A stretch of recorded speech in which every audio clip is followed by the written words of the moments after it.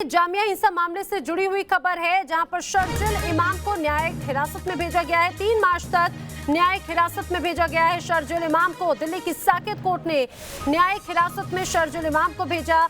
जामिया हिंसा मामले में ये पूरी कार्रवाई की गई है और जो खुलासा हुआ वो चौंकाने वाला था। बता दें, शर्जिल इमाम ने दंगों को भड़काने की साजिश रची थी, ये भी बात इस दौरान सामने आई। पुलिस ने जो आज मामले में चार्जशीट दाखिल की उसमें इस बात का जिक्र किया गया।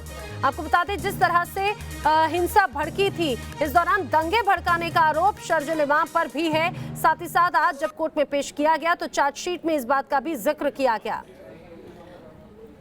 और रुमानुल्लाह खान हमारे सहयोगी ज्यादा जानकारी के साथ में सीधे जुड़े। रुमानुल्लाह, और क्या कुछ जानकारी है, क्या कहा गया है आज कोर्ट में?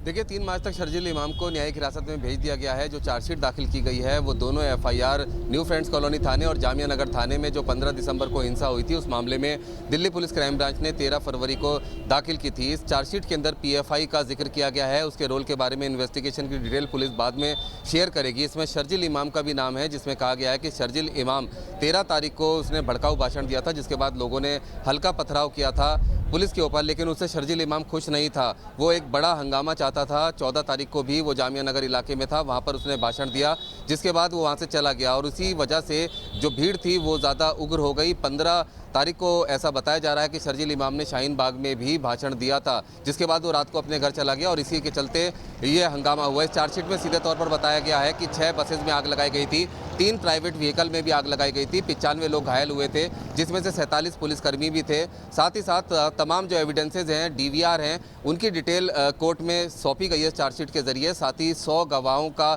भी जिक्र है जिनकी गवाही इस चार्जशीट में दाखिल की गई है। शर्जिल इमाम का महत्वपूर्ण रोल इसमें बताया गया है कि हिंसा भड़काने में मेन उसका रोल था और साथ ही साथ पीएफआई के रोल के बारे में भी जिक्र किया गया है, जिसकी इन्वेस्टिगेशन अभी पेंडिंग है।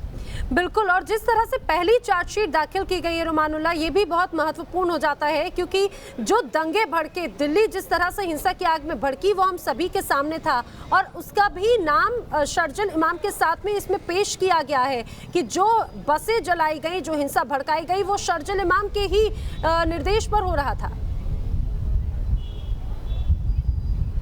बिल्कुल, भड़काने में शर्जिल इमाम का पूरा योगदान था। 14 तारीख और 13 तारीख को उसने जामिया नगर में बेहद भड़काऊ भाषण दिए थे।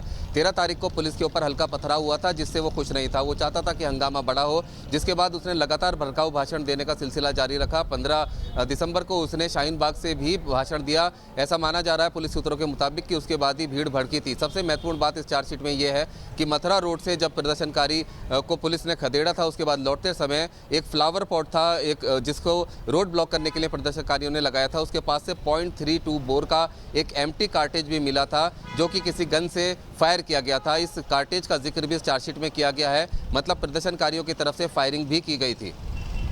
बिल्कुल, यानी कि प्रदर्शनकारियों की तरफ से फायरिंग की गई और इस बात का जिक्र इस चार्जशीट में किया गया है।